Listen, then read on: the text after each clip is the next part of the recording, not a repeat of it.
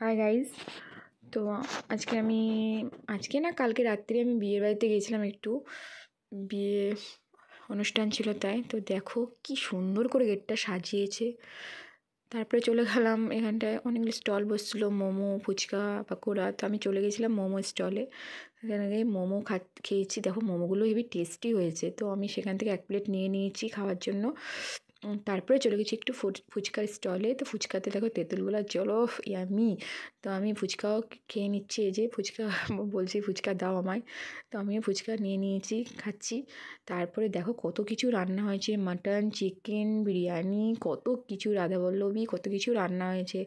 তারপর তো এইসব দেখে তো আমার খুব লোভ চলে এসছে। তারপর আমি আর আমার ছেলে বসে গেলাম খাওয়ার টেবিলে খেতে। তো আমি আমার ছেলে মেয়ে দেখো, ছেলে আমার কত দুষ্টুমি করছে।